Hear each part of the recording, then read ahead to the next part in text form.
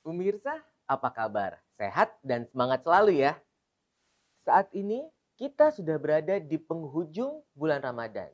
Bulan yang dimuliakan oleh Allah Subhanahu wa taala, di mana di bulan inilah Al-Qur'an diturunkan. Ramadan adalah satu-satunya bulan yang Allah wajibkan kepada umat muslim untuk berpuasa selama 1 bulan penuh.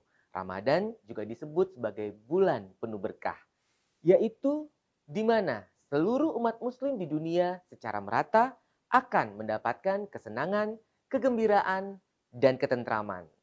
Pada episode kali ini, kita akan berbincang mengenai keberkahan dalam menjalankan bisnis dan kunci sukses pengusaha muslim, serta mendengarkan dakwah makna hari kemenangan. Untuk itu, kita telah terhubung secara virtual bersama pendakwah dengan 1,7 juta subscriber di YouTube dan sekaligus pengusaha muslim sukses tanah air, Dr. Khalid Z. Abdullah Basalamah LC.MA, atau yang dikenal publik Ustadz Khalid Basalamah. Assalamualaikum Ustadz, apa kabar? Waalaikumsalam warahmatullahi wabarakatuh. Alhamdulillah, baik. Alhamdulillah.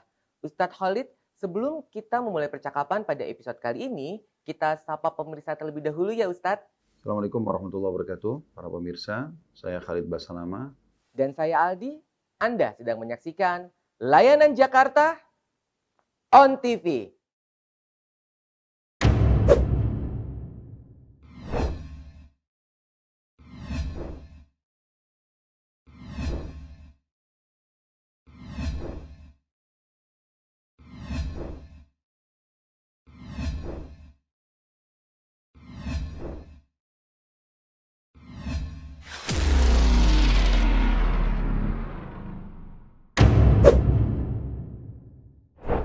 Ustadz Khalid Basalamah merupakan seorang pendakwah sekaligus pengusaha muslim tanah air kelahiran Makassar 1 Mei 1975.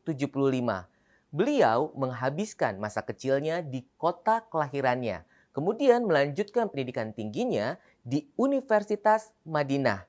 Ustadz Khalid kembali ke Indonesia dan menempuh pendidikan master di Universitas Muslim Indonesia.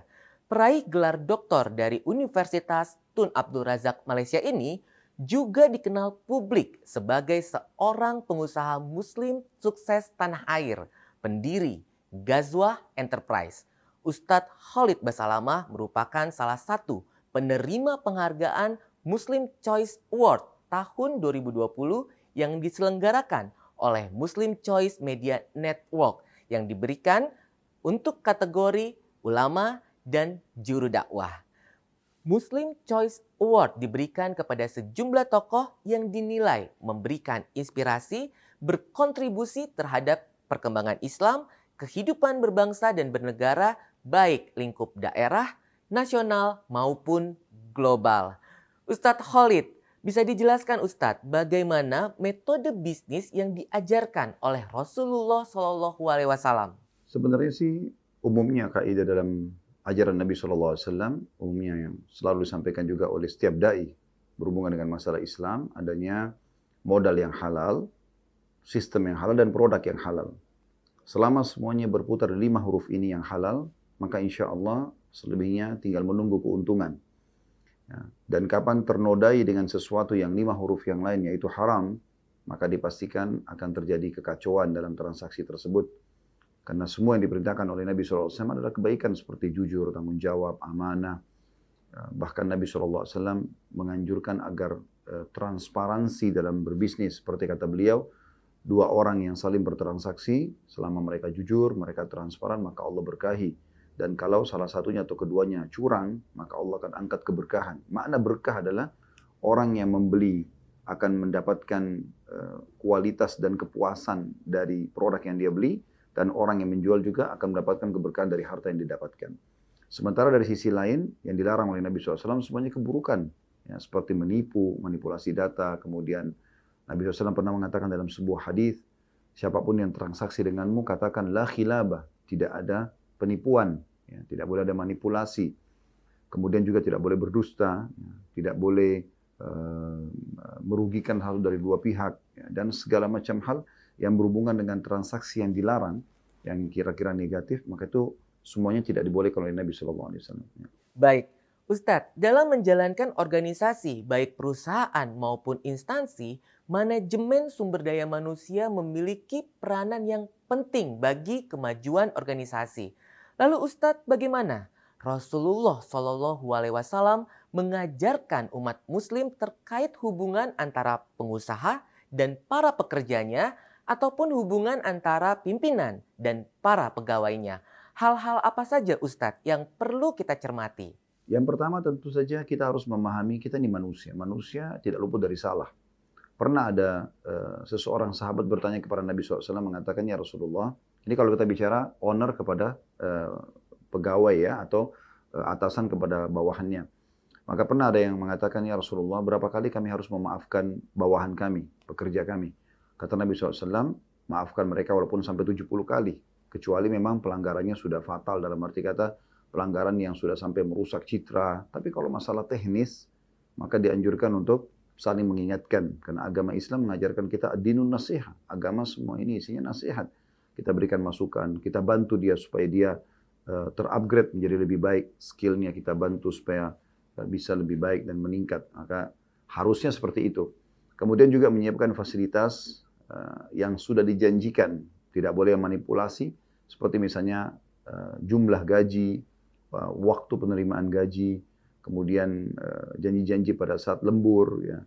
Fasilitas mungkin ada yang disiapkan oleh sebagian perusahaan seperti tempat tinggal, kendaraan, ini semuanya. Atau mungkin laptop, handphone, semua ini harus sesuai dengan janji.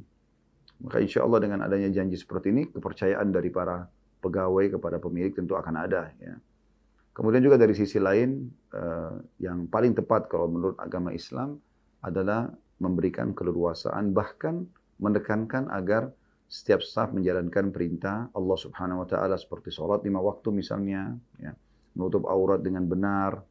Ya, kalaupun ada orang-orang non-Muslim maka diberikan kebebasan sesuai dengan agama mereka. Tapi agama ini pengawas bagi setiap orang.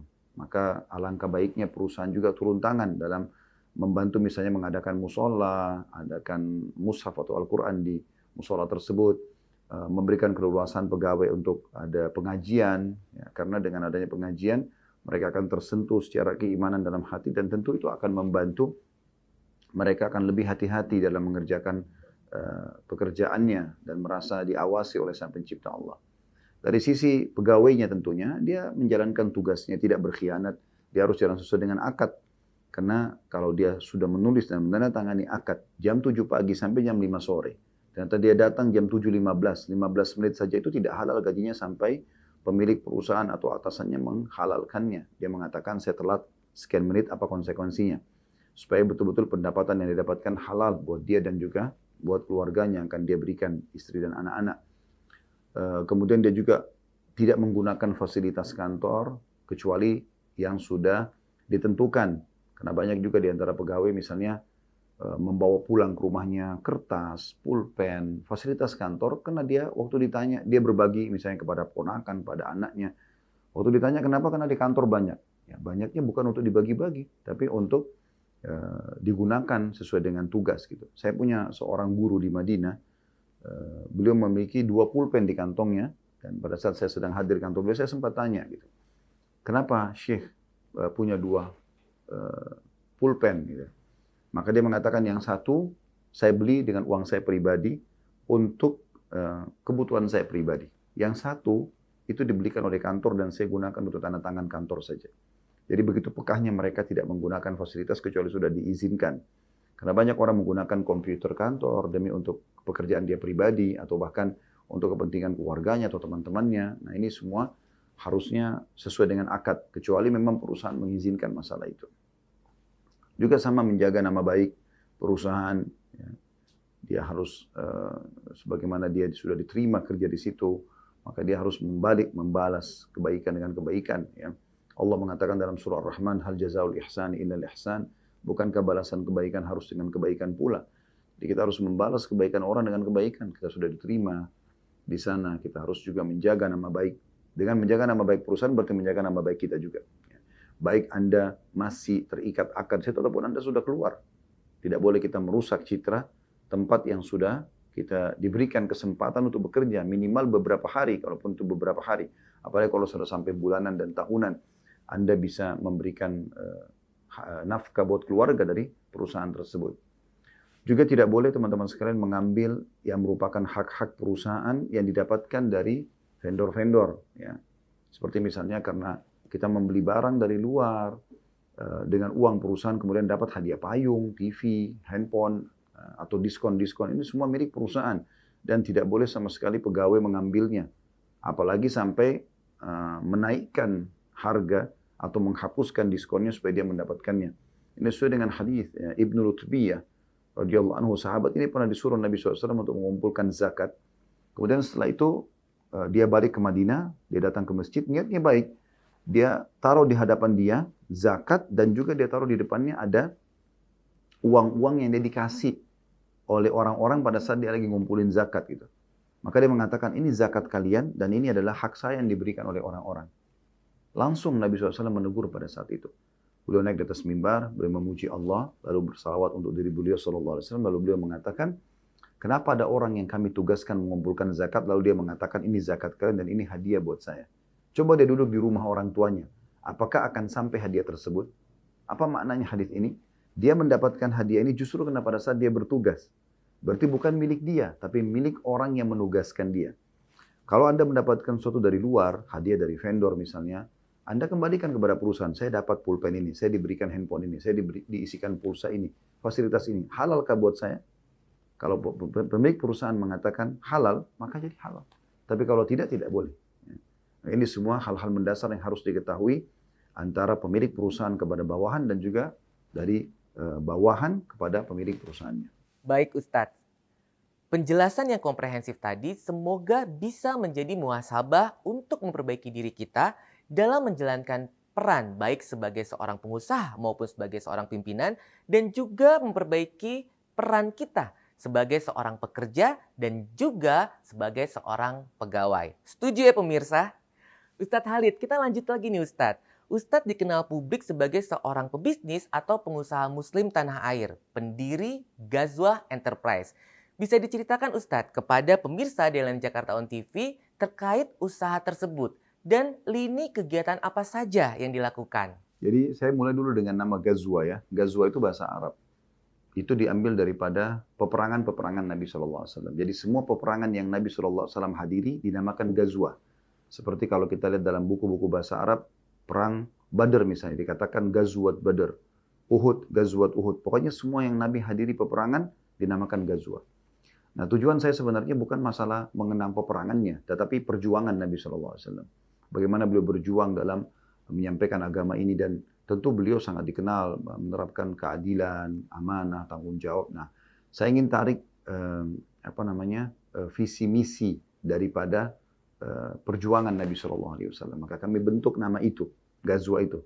Jadi supaya orang bisa mengetahui, oh ternyata ada perjuangan-perjuangan Nabi SAW dan seorang Muslim tidak bisa lepaskan diri dari Nabi SAW. Seperti itu kurang lebih. Nah di bawah Ghazwah ini sebenarnya cukup banyak pekerjaan-pekerjaan yang kita lakukan, tapi sekarang sudah masing-masing berdiri. Seperti misalnya dulu di bawah Ghazwah ada restoran, Ajwat Resto.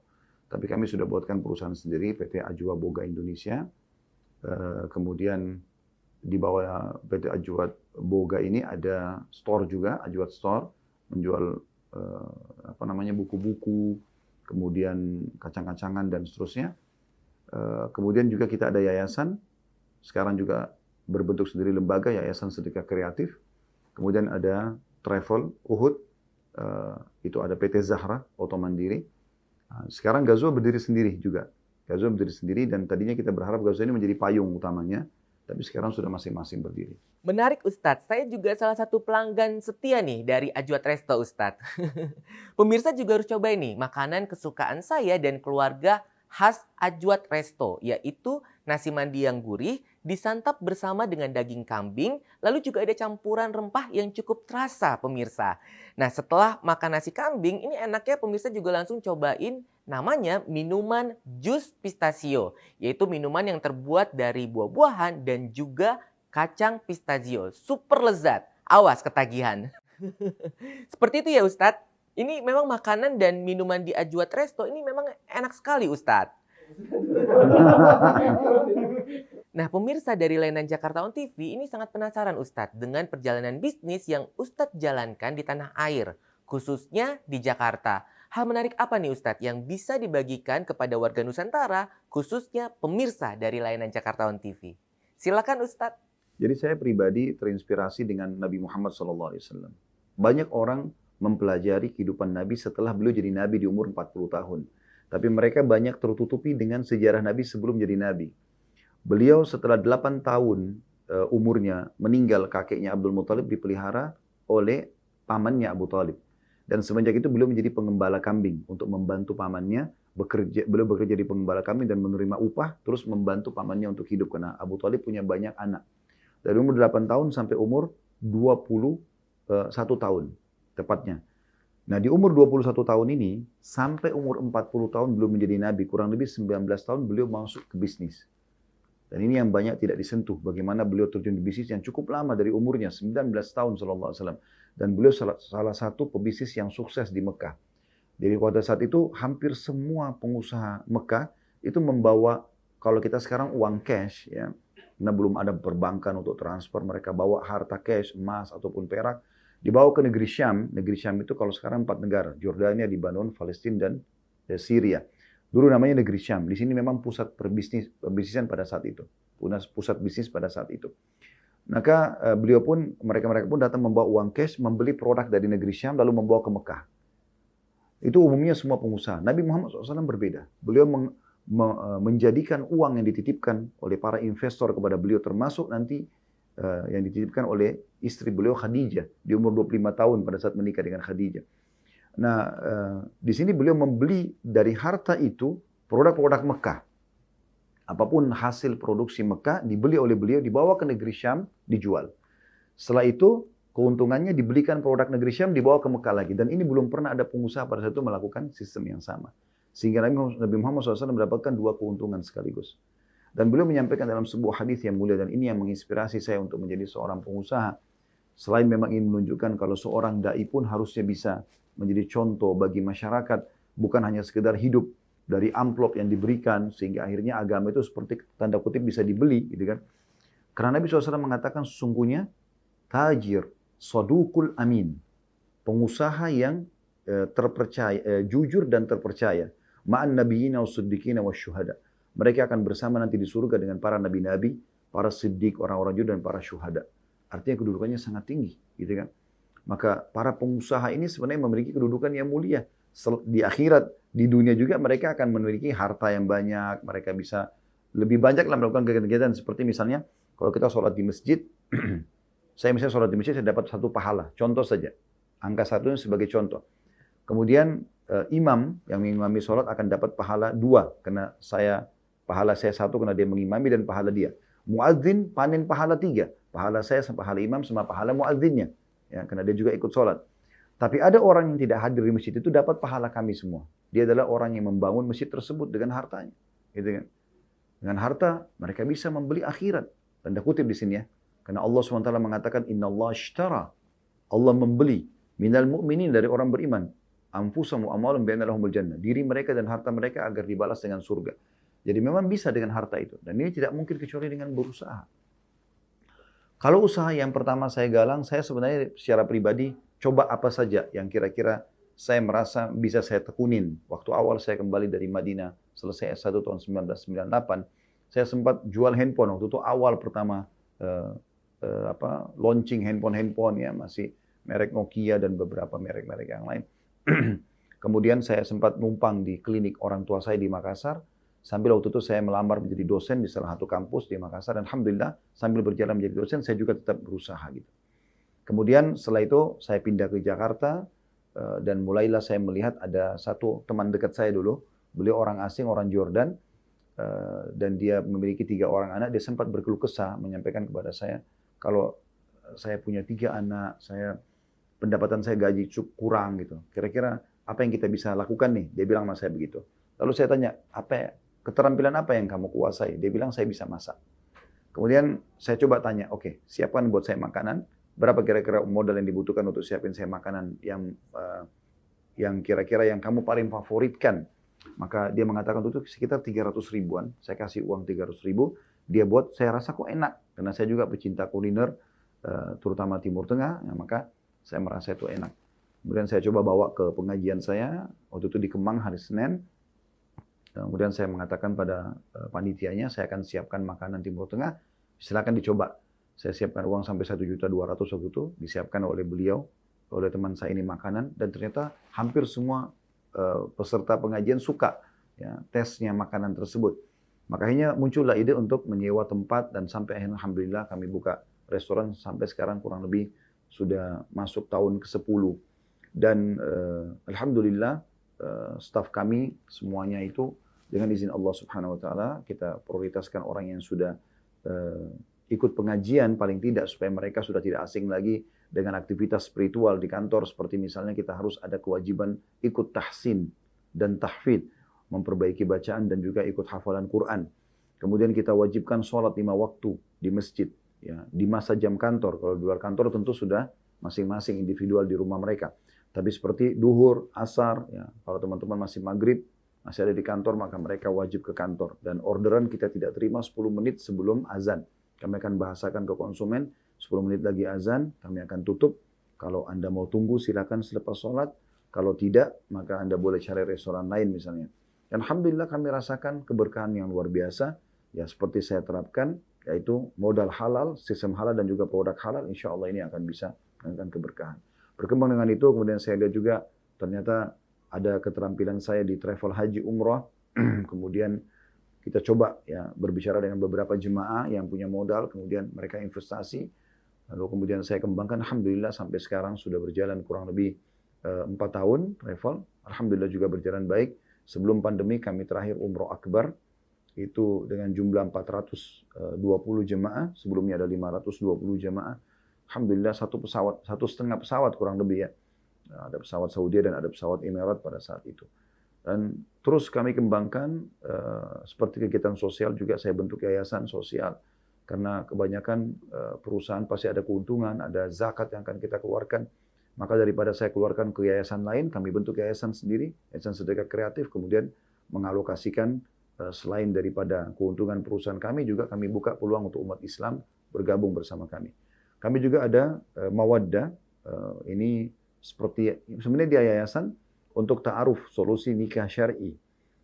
Jadi kita memberikan peluang bagi generasi muda muslim dan muslimah untuk bagaimana mereka berkenalan, tapi dengan cara syar'i tentunya. Ada mekanisme yang sudah kami susun di situ. Mereka berikan biodata, kemudian kami mengatur komunikasi di antara mereka. Ya, tidak lebih dari 11 pertanyaan, kemudian kami suruh istikharah. Ujungnya adalah kami arahkan kepada pernikahan syar'i. Ya. Dan itu kegiatan-kegiatan yang coba kita kembangkan. Dan alhamdulillah sekarang kami kembangkan juga ke ada hafam, insya Allah. Kami punya rencana ke depan, itu ada peternakan, kambing, sapi, untuk Idul Adha, dan juga untuk kelanjutan restoran kami, karena kami butuh sampai sekitar 15 sampai 20 antara 20 sampai 40 ekor per hari tergantung orderan. Maka kami sendiri butuh dalam 1 bulan sampai ratusan ekor. Oleh karena itu belum restoran-restoran Timur Tengah yang lain ini bisa memenuhi kebutuhan Idul Adha muslimin dan juga bisa memenuhi kebutuhan restoran-restoran Timur Tengah yang menggunakan kambing atau daging kambing ini. Ini juga ada margin sendiri tentu insya Allah untuk perusahaan. Ya.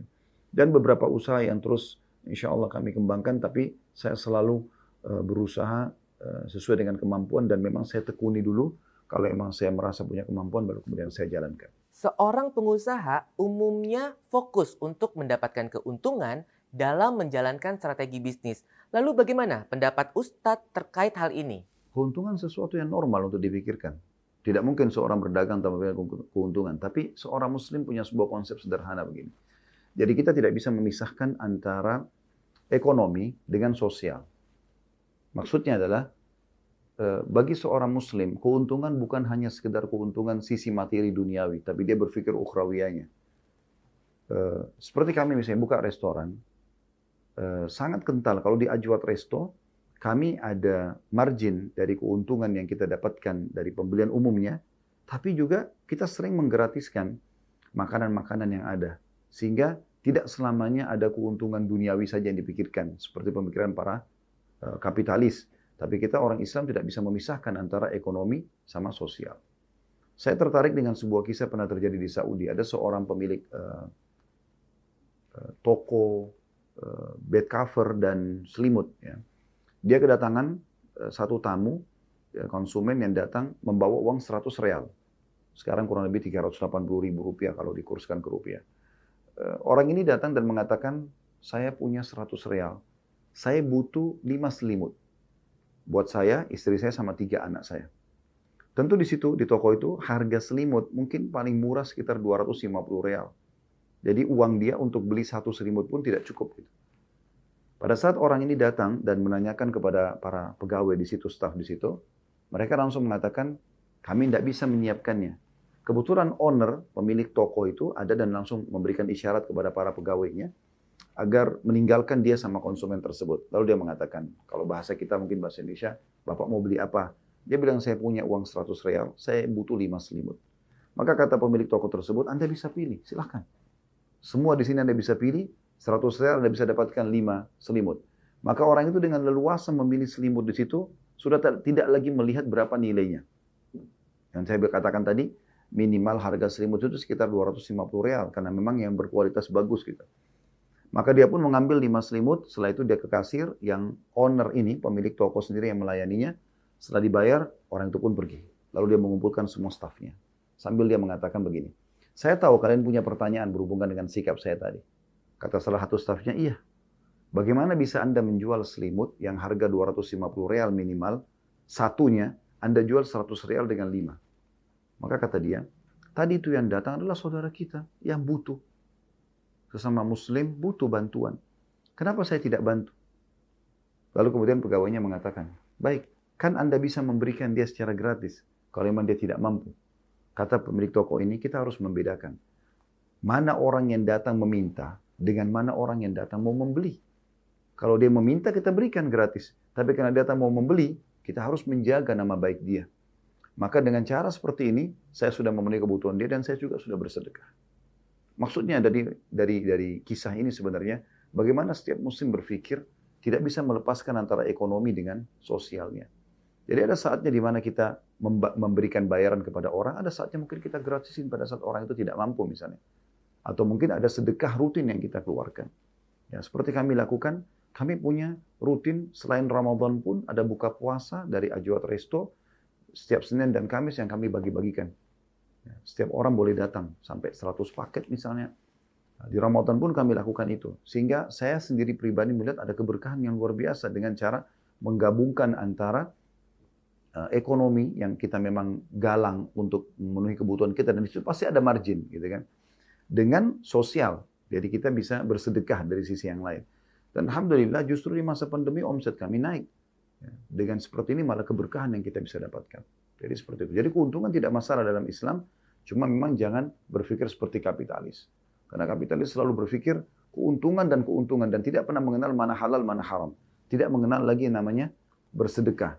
Karena konsep mereka menabung pangkal kaya, Islam sedekah pangkal kaya. Menabung dan sedekah tidak akan pernah bisa ketemu. Menabung berarti dia akan selalu perhitungan dan tidak akan keluarkan, sementara sedekah royal mengeluarkan.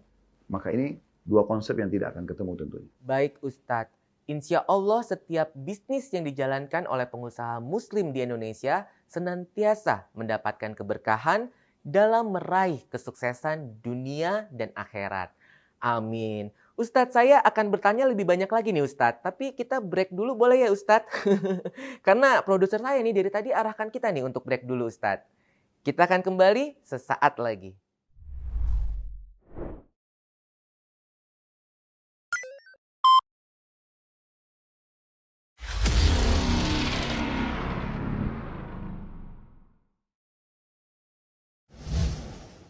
Pemirsa, masih di layanan Jakarta On TV. Dan saat ini kita juga masih terhubung secara virtual dengan seorang pendakwah sekaligus pengusaha muslim Indonesia, pendiri Ghazwah Enterprise, Ustadz Khalid Basalamah. Ustadz, dalam beberapa hari lagi kita akan meninggalkan bulan Ramadan. Tentunya seluruh umat muslim di dunia ini akan bersedih Ustadz, karena berpisah dari bulan yang penuh berkah. Untuk itu di segmen ini Mohon berkenan Ustadz Khalid memberikan dakwah singkat di penghujung Ramadan tahun ini sebagai tafakur bagi kita semua, khususnya pemirsa layanan Jakarta On TV. Silakan Ustadz. Jadi Ramadan adalah bulan pelatihan. Kalau ada yang menganggap Ramadan bulan penyiksaan, tanda kutip itu keliru. Kenapa saya katakan pelatihan? Rasionalnya begini, kalau ada lembaga-lembaga yang dibuat untuk pelatihan, peningkatan skill ya, kita tahu mungkin ada banyak perusahaan-perusahaan khusus untuk membuat ini, pelatihan, dan banyak perusahaan-perusahaan yang lain ikut ke perusahaan tersebut karena menganggap ada trainer yang bagus, kemudian juga staff-staff yang bagus, media yang digunakan juga bagus, diharapkan nanti yang ikut situ menjadi output yang bagus gitu. Dan itu memang ada efek-efeknya secara spiritual ya, misalnya untuk memunculkan sifat amanah, tanggung jawab, dan segala macam hal yang mungkin tidak asing bagi teman-teman masalah itu. Sebenarnya Ramadan ini adalah lembaga training. Trainernya bukan lagi manusia biasa, bukan seorang trainer yang terkenal secara nasional atau internasional, tapi Allah Subhanahu wa taala, Sang Pencipta langit dan bumi, dan stafnya semua para malaikat. Dan tidak ada lembaga training sebesar Ramadan. Karena seluruh dunia, siapapun yang syahadat, apalagi dia sudah balik, kita ke benua Afrika, kita ke Australia, kita ke Asia, kita ke Eropa, ke Amerika, akan sama. Mereka akan ikutin program yang sama. Ya, program-program yang sudah dibuat selama Ramadan.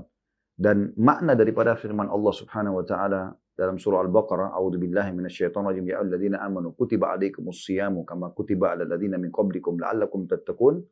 Hai orang beriman, telah dibuatkan untuk kalian program puasa itu, sebagaimana dibuatkan untuk orang-orang sebelum kalian agar kalian mencapai tingkat ketakwaan. Program puasa. Jadi dia bukan sebuah waktu yang berlalu begitu saja, tapi memang ini training. Dari sisi kesehatannya, setelah 11 bulan kita gunakan perut kita untuk makan, minum, maksud saya tubuh ini ya, dingin, panas, pedas, asin, maka dia butuh diservis seperti kendaraan. Ramadan ini datang 1 bulan menservis itu. Makanya kita di Ramadan ini mungkin bisa dirasakan, apalagi kalau sudah tiba Idul Fitri, kemudian kita coba mau makan seperti sebelum Ramadan, mungkin sudah tidak bisa lagi. Seperti mobil kalau baru habis diservis, gasnya nggak perlu ditekan dalam-dalam, sudah cepat mobilnya. Seperti itulah kurang lebih kita baru habis servis. Jadi dia di sisi kesehatan sangat bermanfaat. Beberapa ilmuwan dari barat sampai mengatakan, saya tidak menemukan komunitas yang paling sehat dibandingkan umat Islam karena mereka punya training puasa. Kita punya Senin Kamis setiap pekannya, kita punya 3 hari setiap bulan Ayyamul Bid, kita punya setahun sekali Ramadan. Gitu ya. Jadi lembaga training. Dari sisi lain juga secara spiritual. Orang lebih disuruh bertakwa. Targetnya la'allakum tattaqun, supaya bertakwa. Apa itu bertakwa? Orang patuh kepada Allah. Dan orang yang patuh kepada Allah pasti baik. Karena Allah memerintahkan jujur, amanah, tanggung jawab, ya bakti sama orang tua, dermawan, senyum, jenguk orang sakit, semuanya kebaikan-kebaikan dan dijanji kebaikan. Itu orang itulah yang dijadikan target utama Ramadan. Menjadi orang yang lebih bertakwa, jadi orang yang lebih baik. Makanya kita temukan Ramadan orang lebih mendekatkan diri kepada Allah. Ya. Dan lebih hati-hati dari pelanggaran gitu kan. Nah ini kurang lebih target daripada Ramadan. Dan ini yang harus menjadi sebuah ilmu yang mahal gitu. Yang kita sayangkan sekali teman-teman sekalian, banyak orang di akhir Ramadan, pas Idul Fitri, lisannya mengatakan Alhamdulillah. Benar Alhamdulillah, tapi salah sasaran. Kenapa salah sasaran? Karena dia mengatakan Alhamdulillah, saya sekarang lepas tanda kutip dari penjara ibadah. Alhamdulillah tidak lagi mengaji, baca Quran, tidak lagi tutup aurat, tidak lagi harus memikirkan halal atau haram, tidak harus lagi sholat tarawih, ya, tidak harus lagi baca Quran atau zikir, berdoa. Ini keliru. Harusnya selama sebulan kita sudah dilatih terbiasa puasa, tahan lapar dan haus, terbiasa sholat malam, terbiasa berzikir, terbiasa menjauhkan diri dari hal yang haram, maka tujuannya untuk diterapkan ilmu itu selama 11 bulan ke depan. Ramadan akan datang, kita tingkatkan lagi skill kita, sampai nanti kita meninggal dunia dalam kondisi kita sudah mencapai, mendekati paling tidak kesempurnaan dalam hal ibadah tersebut. Jadi teman-teman harus jadikan Ramadan ini momentum yang sangat mahal. Ini momentum pelatihan, momentum kesehatan, peningkatan skill spiritual kita. Jadi jangan sampai teman-teman kita sia-siakan masalah ini. Sayang sekali. Setelah sebulan kita latihan puasa, habis itu kita nggak pernah puasa sunnah sama sekali. Kenapa kita nggak puasa? Contoh misalnya. Kata Nabi SAW, siapa yang berpuasa Ramadan sebulan penuh, lalu diikuti 6 hari saja dari bulan Syawal, maka sama pahalanya puasa setahun. Rasionalnya begini, kalau seandainya Anda bekerja di perusahaan, lalu pimpinan perusahaan Anda mengatakan, siapa yang bekerja on time, Januari full, kemudian ditambah 6 hari saja dari bulan Februari, gajinya setahun. Kalau 5 juta sebulan berarti dia punya 60 juta. Hanya kerja 5 pekan. Bukan dia harus bekerja 12 bulan. Itu rasionalnya. Kata Nabi SAW, siapa yang berpuasa Ramadan sebulan penuh, diikuti 6 hari saja dari bulan Syawal. Maka pahalanya sama dengan pahala puasa setahun penuh. 365 hari non-stop. Lalu kenapa banyak umat Islam tidak mau berpuasa 6 hari tersebut, padahal dia sudah terbiasa terlatih selama sebulan. Apalagi 6 hari ini tidak harus berturut-turut selama bulan Syawal. Kenapa kita nggak puasa Senin Kamis? Padahal dalam satu pekan kita masih punya Selasa, kita masih punya Rabu, masih ada Jumat, masih ada Sabtu, masih ada Ahad. Yang bisa janjian sama teman-teman, bisa makan sama-sama, nongkrong sama-sama, kumpul sama keluarga, silaturahim keluarga, dan segala macam aktivitas. Kenapa kita nggak luangkan dalam satu pekan itu 2 hari untuk Allah, Senin dan Kamis? Waktu ditanya Nabi SAW, kenapa Anda puasa Senin Kamis? Kata Nabi SAW, karena di 2 hari ini, amalan dilaporkan ke langit. Maka saya berharap pada saat lagi dilaporkan, saya sedang berpuasa. Jadi kenapa kita nggak amalkan ini? Puasa-puasa seperti ini. Puasa 3 hari setiap bulan. 13, 14, 15 tanggal dari bulan Hijriyah. Kata Nabi SAW, puasa 3 hari setiap bulannya, sama pahalanya puasa setahun penuh. Maka kita maksimalkan. Sholat malam, teman-teman sekalian. Sholat tarawih. Tarawih artinya santai. Dia sebenarnya sholat malam. Tarawih, qiyam Ramadan, qiyamul lail, tahajud. Sama saja. Semuanya sama. Cuma di Ramadan dinamakan tarawih. Karena kita dipermudah dalam syariat Allah Subhanahu wa taala. Setelah sholat ba'da isya, udah bisa sholat tahajud, maka dinamakan tarawih, santai. Kita udah dibiasakan sebulan nih, dan dijanjikan siapa yang mendirikan malam Ramadan dengan keimanan, yakin perintah Allah dan mengharapkan pahalanya, dibersihkan dosa yang telah lalu. Ada motivasinya. Sebulan kita terbiasa. Anggaplah ada yang bolong sehari, 2 hari, tapi kan kita sudah sholat. Atau kalau Anda tidak sempat tarawih karena pulang kantor, macet, segala macam, Anda terbiasa bangun sahur kan?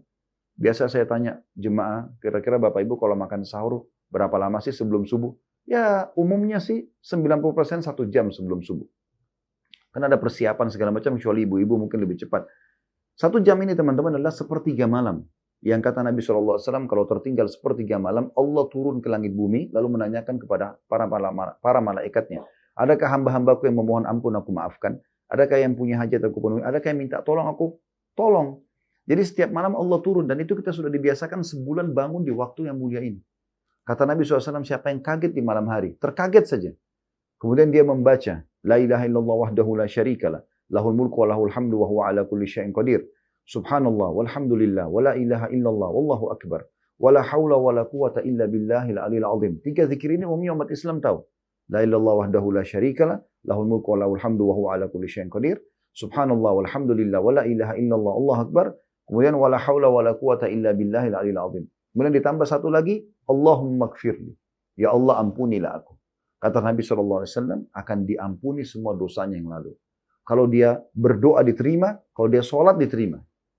Dan kita bisa biasa terbangun kan, dibangunkan keluarga kah, dibangunkan orang tua kah, dibangunkan istri atau suami kah, atau dibangunkan anak pada saat mau sahur. Terbangun di waktu ini, waktu mustajab doa. Allah Subhanahu wa taala datang ke bumi menanyakan ada hajat nggak? Kalau sama manusia biasanya kan kita yang datang ke kantornya, kita yang minta bantuan. Ini Allah datang ke rumah kita di bumi menanyakan, dan itu kita sudah dilatih selama sebulan. Kenapa kita tidak lakukan, teman-teman sekalian? Kita terbiasa dianjurkan sedekah, membuka puasakan orang, berlumba-lumba. Kenapa kita nggak lakukan setelah itu? Kenapa masih banyak di antara muslimin yang malas mentraktir orang lain? Waktu ditanya kepada Nabi SAW dari seorang sahabat dalam hadis riwayat Muslim, ayu islamin khair? Amalan apa dalam Islam yang paling besar pahalanya setelah yang wajib-wajib? Kata Nabi SAW, tut'imut ta'am, kau berikan makan kepada orang. Traktir orang lain. Ramadan kita dilatih untuk membuka puasakan orang. Wa tusallimu ala man tarif wa man lam tarif, dan kau memberikan salam kepada orang yang kau kenal dan kau tidak kenal dari kalangan muslimin. Kenal nggak kenal, ucapin aja Assalamualaikum warahmatullahi wabarakatuh, akan dapat pahala. Maknanya semoga selalu keselamatan dunia akhirat bersamamu, semoga rezeki Allah selalu ada bersamamu, dan semoga keberkahan atau terlalu tercukupi kebutuhanmu. Maka kita kembali kepada memberi makan. Kalau Ramadan Anda mau mendapatkan 30 pahala puasa, bisa. Dengan Anda puasa full. Mau nggak dengan 30 hari Anda dapat 60 pahala puasa, 90 pahala puasa, 120 pahala puasa, ribuan bahkan jutaan pahala puasa? Tentu Anda bilang iya. Apa kata Nabi SAW? Siapa yang membuka puasakan orang yang puasa, dia akan dapat pahala orang yang dibuka puasakan tanpa dikurangi sedikit pun dari pahala orang yang dibuka puasakan. Jadi kalau misalnya orang yang kita buka puasakan itu mendapatkan 100 pahala, kita dapat nilai 100 sama dengan dia diberikan kepada kita tanpa diambil dari nilai punya dia. Maka ini satu hal yang luar biasa. Anda mengeluarkan air mineral 1 gelas dengan Rp30.000, 48 gelas. Kalau Anda sedekahkan ke musola dekat rumah, Anda bagi-bagi di jalanan, Anda kasih teman-teman di kantor, 48 berarti hari itu Anda punya 49 pahala puasa. Anda sendiri satu dengan 48 yang lain dengan Rp30.000. Kita dilatih untuk itu. Supaya ayo buka puasain orang. Pernah ada sahabat mengatakan, ya Rasulullah, tidak semua orang bisa buka puasain orang lain. Karena pikiran mereka mungkin seperti pikiran sebagian orang di antara kita. Harus makanan lengkap. Mungkin nasi, daging, segala macam. Maka kata Nabi SAW, Allah akan berikan pahala buka puasain orang itu, walaupun dengan susu yang dicampur dengan air putih. Susu kalau campur air putih sudah hilang rasa susunya. Tapi kalau tidak punya kecuali itu, supaya jadi, misalnya susu 1 gelas, supaya bisa jadi 2 gelas dicampur air, supaya dapat pahala buka puasain orang. Atau sebutir kurma, atau seteguk air, maka dia akan mendapatkan pahala itu.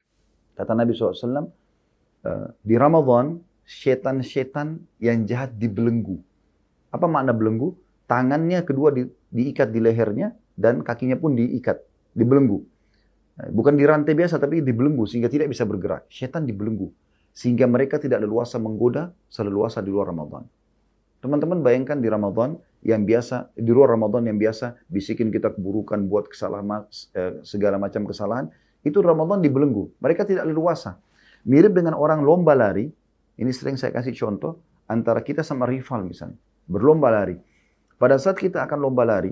Ternyata rival kita dibelenggu. Bukan dirantai, dibelenggu. Kakinya dua-dua diikat. Lehernya diikat. Dua tangannya diikat. Kira-kira teman-teman. Kita butuh energi yang besar untuk mengalahkan dia? Nggak perlu. Kita jalan santai pun tetap menang. Ramadan itu kita sudah punya jarak dengan syaitan 1 bulan. 1 bulan. Jadi seperti kalau kita jalan kaki dari Indonesia mungkin sudah sampai ke Saudi, gitu kan? Jaraknya jauh sekali dengan syaitan.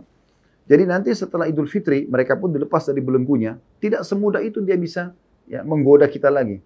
Sayangnya ada banyak di antara generasi muda Muslim atau generasi Muslim, mereka setelah Idul Fitri duduk manis nunggu syaitannya lagi. Ya. Dia duduk manis, dia dia sebenarnya tinggal injak gas sedikit, syaitannya akan jauh dari dia. Sulit untuk mengejar dia. Tapi dia duduk manis, dia kembali lalaikan semua ibadah-ibadah yang pernah dikerjakan di Ramadan, sampai syaitan datang kepada dia, akhirnya menguasai dia kembali. Maka teman-teman, maksimalkan ini. Mumpung Anda sudah jauh dari syaitan, setelah itu Anda jadi orang mukmin yang baik. Ya, ada saatnya kita menjadi orang yang lebih baik. Ini poin penting. Ya. Ini poin penting. Kemudian pesan yang lain adalah, juga teman-teman sekalian, Ramadan ini, kita dilatih untuk meninggalkan semua yang buruk. Contoh misalnya, kata Nabi SAW, as-sawmu junnah. Puasa itu perisai. Dalam riwayat lain, junnatun ka junnati ahadikum minal qital. Seperti perisai salah seorang di antara kalian pada saat di kancah peperangan. Jadi kita bisa menangkis api neraka dengan puasa itu. Lalu bagaimana? Kalau kita bertanya, bagaimana menjadikan puasa sebagai perisai dari api neraka supaya kita nggak masuk neraka? Kata beliau, fa idza kana yaum shaumi ahadikum, kalau mau jadikan puasa sebagai perisai, kalau kalian sedang puasa, fala yarfuth. Jangan rafat. Apa itu rafat? Ngucapin kalimat syahwat, kalimat cinta, rindu, sayang, kangen kepada selain pasangan halal. Kalau pasangan halal silahkan tuangkan semuanya. Ini rafat dilarang selama puasa. Kemudian, fala yafsuq. Jangan buat kriminal. Perbuatan-perbuatan yang salah. Kemudian, wala yajhal. Jangan dia berbuat hal yang sia-sia. Fa in sabau ahadun au qatala falyaqul inni imru'un shaim. Kalau ada yang ajak dia bertengkar, ribut, maka dia mengatakan saya sedang mengikuti program puasa. Artinya dilatih supaya tidak mengucapkan kata-kata jorok, kata-kata kotor, berbuat kriminal, berbuat hal yang sia-sia. Itu puasa begitu. Makanya orang kalau lagi puasa itu selalu pikirannya apalagi nih atau yang baik-baik ya. Dan kalau ada tawaran untuk melakukan perbuatan buruk, dia umumnya jiwanya menolak. Gitu. Maka ini hal yang mendasar teman-teman sekalian yang harusnya dijaga. Sayang sekali gitu. Dalam hadis yang lain, siapa yang tidak meninggalkan man lam yada' qawla zuri wal amala bihi, siapa tidak meninggalkan perkataan dusta, manipulasi. Ya. Falaysa lillahi hajatun fi an yada' ta'ama wa syaraba. Allah tidak punya hajat menilai lapar dan hausnya. Berarti kita nggak boleh bohong. Dengan bohong di puasa batal puasanya, kan gitu. Nah, ini juga dilatih supaya selalu jujur. Ini kan berarti ada ada pembentukan karakter-karakter yang baik. Menjauhi pertengkaran, menjauhi kedustaan, manipulasi data. Maka ini jangan disia-siakan. Berarti kita nanti diharapkan setelah Ramadan menjadi orang-orang yang sudah jujur yang baik. Dan teman-teman sekalian, kalau Anda mau menjadi muslim yang baik, hijrah, menjadi orang yang lebih baik, jangan setengah-setengah. Sekaligus menjadi orang yang baik. Karena dengan setengah-setengah Anda tidak akan merasakan kenikmatan iman. Kenapa ada orang, teman-teman sekalian, pada saat dia sholat, dia puasa, tapi sisi lain susah khusyuk. Karena saya sering kasih gambaran, ini sebagai penutup dalam penyampaian kita. Seperti ibaratnya dua timbangan. Ini timbangan amal soleh, ini timbangan dosa. Selama ini masih berimbang, maka tidak ada kenikmatan di sini, tidak ada kenikmatan di sini. Dua-duanya punya kenikmatan. Ibadah punya kenikmatan, dosa punya kenikmatan. Tapi ini nggak bisa ketemu seperti minyak sama air. Contoh misal, orang terbiasa sholat on time, azan langsung sholat. Itu kan sebuah kenikmatan, sebuah ibadah. Kalau dia sudah nikmatin itu, ada kenikmatan muncul. Rasanya kalau setiap azan harus ke masjid tuh. Dia sudah tanamkan dalam dirinya dengan membaca keutamaannya. Nanti kenikmatan lawannya, dosanya meninggalkan sholat hilang. Bahkan dia bisa berkata, kok orang itu nggak sholat ya? Sebaliknya, orang yang meninggalkan sholat, ya, dia menikmati itu, maksiat meninggalkan sholat ini, maka akan hilang kenikmatan ibadahnya. Dia akan heran kenapa orang itu sholat terus. Begitu juga dengan tutup aurat misalnya. Orang tutup aurat. Maka dengan tutup aurat, di sini dia menikmatinya. Maka misalnya seorang wanita pada saat tutup aurat. Begitu dia di rumahnya buka jilbabnya. Ada satu laki-laki asing bukan mahram masuk, nyelonong. Ngelihatan bagian tubuhnya yang tidak boleh kelihatan oleh selain mahramnya. Maka dia merasa nggak enak. Kenapa? Karena kenikmatan tutup aurat sudah dimiliki sama dia. Dan kenikmatan maksiatnya, buka aurat hilang. Dia akan mengatakan kenapa orang itu nggak tutup auratnya kalau ada orang yang pakai celana pendek dan seterusnya. Nah begitu juga dengan orang yang menikmati maksiat ini. Buka aurat, pakai celana pendek, pakai baju kaos ketat, segala macam. Ini akan, dia kalau dia nikmatin akan hilang kenikmatan ibadah, tutup auratnya. Dia akan heran kenapa orang itu tutup auratnya. Ini tidak bisa ketemu teman-teman. Ramadan melatih kita agar terbiasa dengan kenikmatan ibadah ini. Dan ini kita tutup semua ini. Nanti ini rate-nya bisa naik nih. Kalau maksiat kita tutup pintunya, kita kunci, maka akan naik rate-nya ibadah. Di sini Anda akan rasakan kehusyuan. Bahkan kadang-kadang kita bisa meneteskan air mata, walaupun kita tidak mengerti ayat yang sedang kita baca. Kita bisa meneteskan air mata karena merasa khusyuk dalam berdoa. Kenapa? Karena rate ibadahnya sudah naik. Dan rate maksiatnya turun. Allahu a'lam. Ini pesan mudah-mudahan bisa bermanfaat buat kita semua tentunya. Baik. Terima kasih Ustadz. Semoga Allah menerima amalan ibadah kita di bulan Ramadan tahun ini. Taqabbalallahu minna wa minkum. Dan semoga Allah menjadikan kita insan yang istiqomah menjalankan ibadah selepas Ramadan. Amin. Allahumma amin. Mudah-mudahan semua amal kita diterima oleh Allah Subhanahu wa taala. Kita kembali sesaat lagi.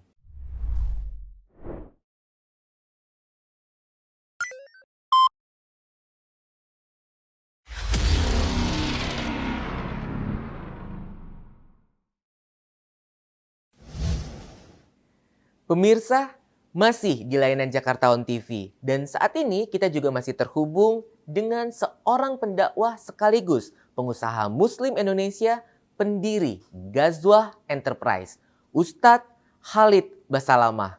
Ustadz, setelah mendengar dakwah Ustadz tadi, kita semua nih jadi semakin bersemangat nih untuk beribadah dan memanfaatkan 10 malam terakhir di penghujung Ramadan tahun ini. Setuju ya pemirsa? Ustadz, saya akan bertanya dengan hal yang lain lagi nih Ustadz, yaitu terkait dengan peran umat muslim sebagai seorang warga negara yang turut serta berkontribusi aktif dalam mewujudkan penyelenggaraan pelayanan publik yang prima, khususnya pelayanan perizinan dan non-perizinan. Lalu menurut Ustadz, seberapa penting legalitas usaha bagi para pelaku usaha? Jadi dalam agama Islam ada namanya syariat Allah dan ada namanya qanun wad'i, peraturan pemerintah setempat. Selama peraturan-peraturan pemerintah setempat tidak bertolak belakang dengan Islam, maka wajib dipatuhi.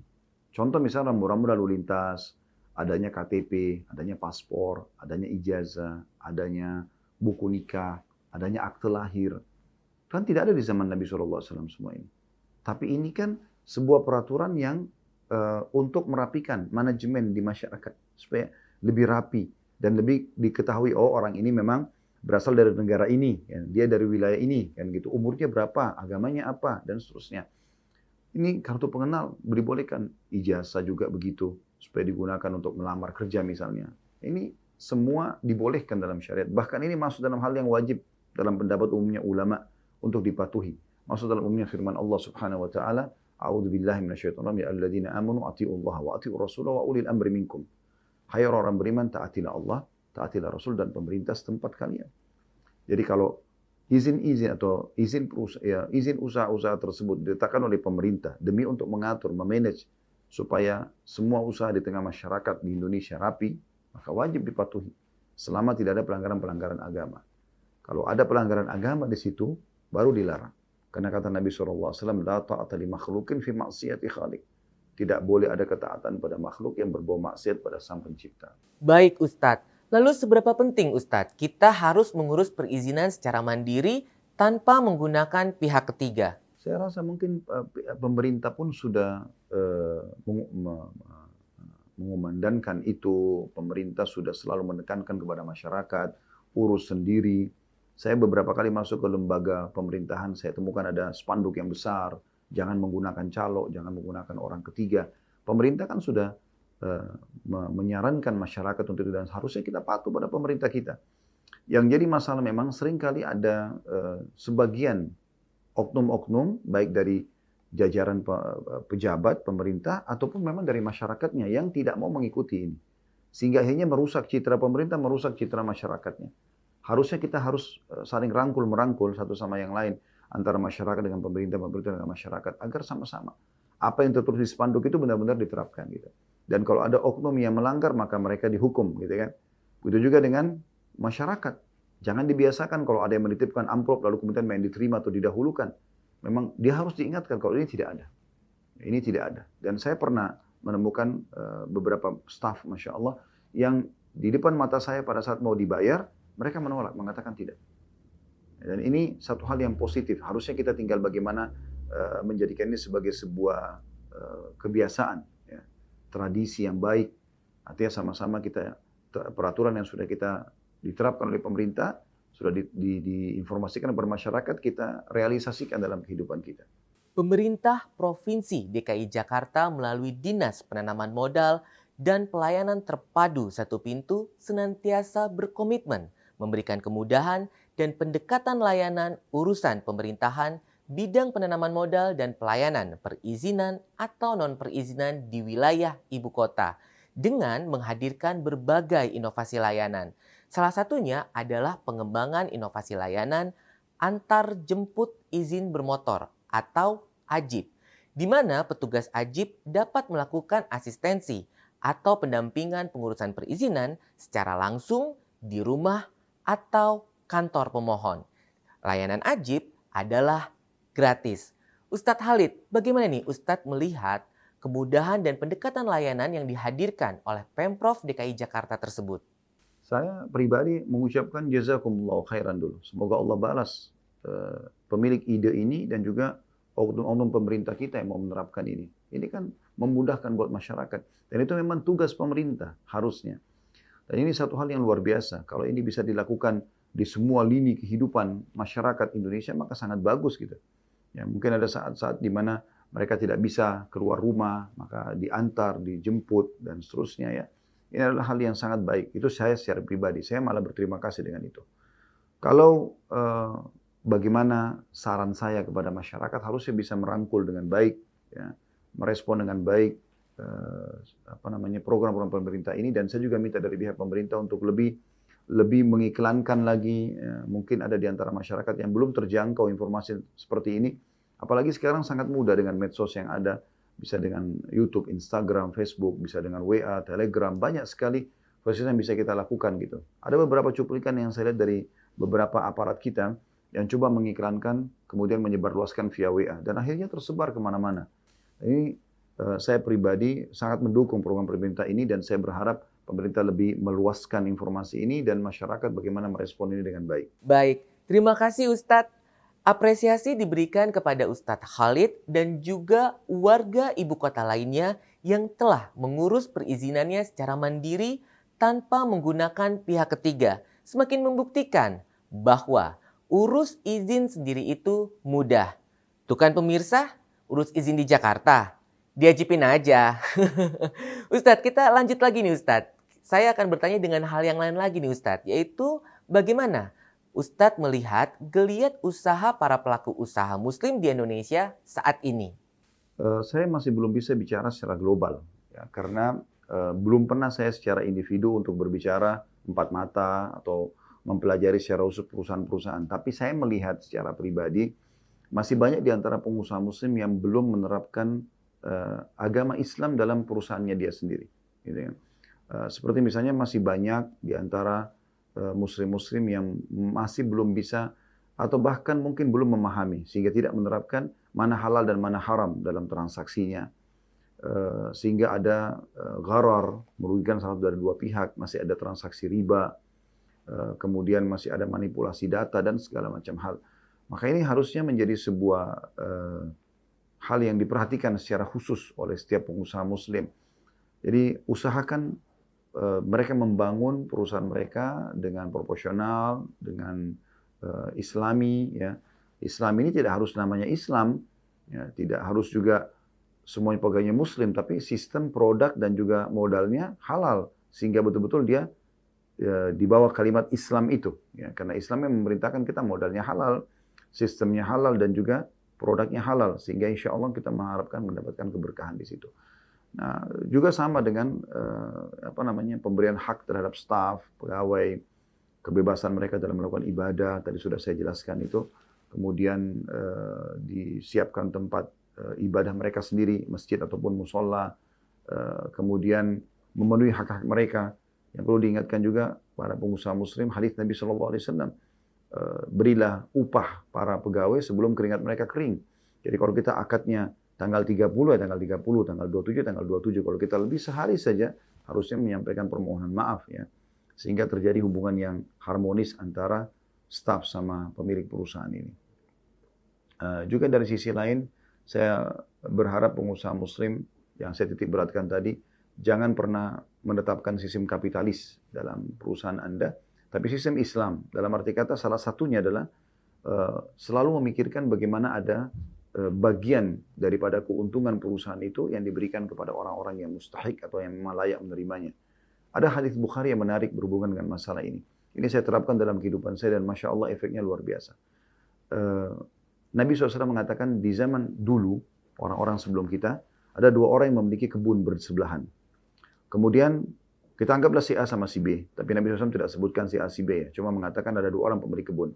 Salah satu dari pemilik kebun ini melihat ada awan yang mendung, gelap, lewat di atas kebun dia dan terdengar suara.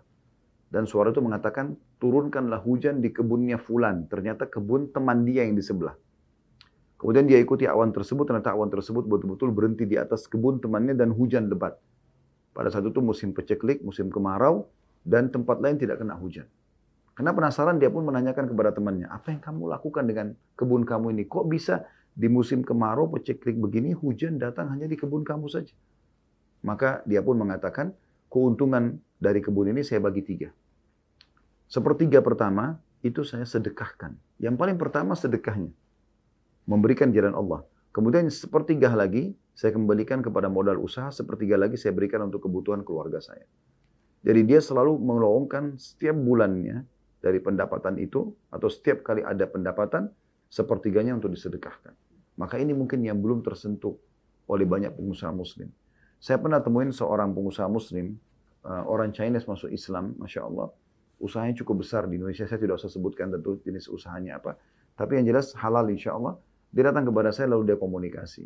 Setelah mendengarkan beberapa ceramah kami tentang keutamaan sedekah, alokasi zakat, dia coba terapkan di perusahaan dia dan ternyata 2 orang partner dia yang lain itu masih non-muslim. Awalnya dia pada saat mau meyakinkan kita perlu bersedekah, memberikan orang miskin agar ada keberkahan. Awalnya mereka berat, tapi dia minta izin, berikan saya kesempatan untuk mengeluarkan zakat dalam Islam diistilahkan dengan zakat harta dan juga sedekah. Kalau zakat setahun sekali, kalau sedekah setiap harinya. Dari keuntungan perusahaan dan kita lihat efeknya.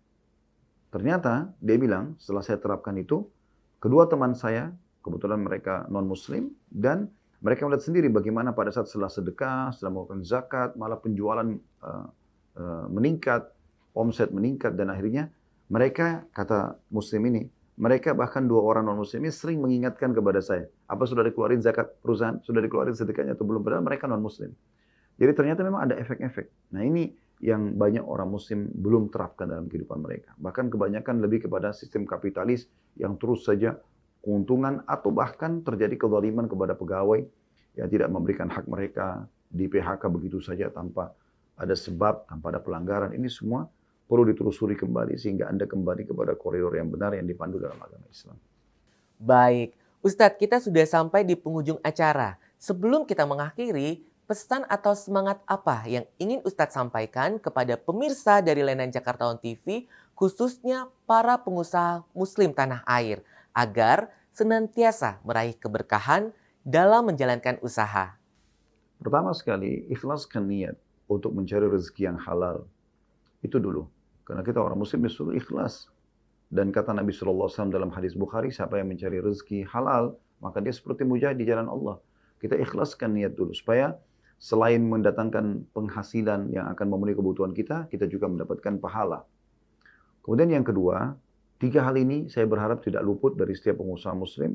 Modal halal, sistem halal, dan juga produk halal. Dan ini insya Allah akan sangat membantu kita. Ya. Insya Allah mendatangkan keberkahan. Yang ketiga, berikan hak. Baik itu pegawai ataupun hak orang lain di luar sana. Dari kerabat, dari orang-orang susah. Ya. Tidak ada salahnya di perusahaan Anda buka. Setelah memberikan gaji kepada pegawai, mungkin ada di antara mereka yang butuh bantuan, Anda bantu mereka. Jadi tidak pernah luput dari masalah kegiatan sosial. Sehingga ini bisa juga mendatangkan keberkahan insya Allah bagi perusahaan tersebut. Kemudian teman-teman sekalian, kita memaksimalkan fasilitas yang disiapkan oleh pemerintah kita dan kita ikuti prosedur yang ada. Ya, kebutuhan-kebutuhan yang ada, kita boleh datang konsultasi kepada lembaga-lembaga pemerintah. Kita tanyakan kepada teman-teman kita di sana, apa yang bisa saya dapatkan sebagai warga negara. Kemudian kita buat catatan kecil, memo kecil, kemudian kita coba jalani seperti itu. Ya, kita sesuai dengan prosedur. Dan jangan Anda merusak prosedur yang ada. Karena banyak di antara masyarakat juga penyebab daripada rusaknya, ya, alur daripada prosedur ini sebenarnya. Mungkin dia tadinya mulus, tapi karena dia memulai, ya, ingin mendahului orang lain sehingga dia membayar misalnya, ya, menyogok, sehingga akhirnya terpengaruhlah salah satu daripada aparat ini, sehingga mulusnya prosedur yang harusnya berjalan dengan baik jadi rusak gara-gara ini. Sering menitipkan amplop di dalam mapnya dan seterusnya, ini merusak, ya, kejiwaan karena belum tentu aparat itu juga memiliki keimanan yang cukup, kan gitu. Sebagaimana juga kita berharap dari pihak pemerintah lebih menyebarluaskan informasi ini kepada seluruh masyarakat dan mudah-mudahan apa yang dilakukan oleh Pemprov DKI itu bisa menjadi contoh bagi seluruh wilayah di Nusantara ini sehingga atau mungkin unsur timbal balik mungkin di wilayah lain juga memiliki program-program yang menarik yang bisa diterapkan di tempat lain itu saling dukung-mendukung karena kita berada di satu wilayah NKRI ini. Sehingga insya Allah bisa menjadi satu contoh yang baik, bahkan kita berharap untuk dunia nantinya. Salah satu program Pemprov DKI yang menarik sebenarnya, dan saya berharap ini insya Allah ikhlas karena Allah Subhanahu Wa Taala sehingga bisa menerima pahala, dan juga Allah Subhanahu Wa Taala berkahi sehingga seluruh masyarakat DKI bisa menikmatinya, dan kita berharap lebih luas lagi seluruh Nusantara bisa menikmati dan mungkin Pemprov wilayah setempat masing-masing bisa mengikuti program ini, yaitu urus izin sendiri itu mudah. Ya. Dan ini satu program yang sangat bagus, yang harusnya memang didukung ya, oleh semua pihak, baik pihak pemerintah ataupun pihak masyarakat. Semoga insya Allah bermanfaat. Alhamdulillah. Terima kasih Ustadz atas waktu dan ilmu yang telah diberikan. Insya Allah pertemuan kita di episode kali ini dapat bermanfaat, khususnya bagi umat Muslim Nusantara. Jazakumullah khairan katsira. Insya Allah kita bertemu kembali ya Ustadz. Ya, wa iyyakum. Insya Allah kita ketemu di lain kesempatan. Sampai bertemu di episode selanjutnya. Salam setia melayani Jakarta.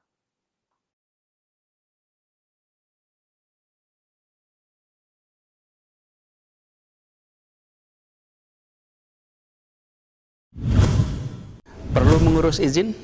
Di Jakarta, urus izin sendiri itu mudah. Urus izin sendiri itu mudah. Urus izin sendiri itu mudah. Urus izin sendiri itu mudah.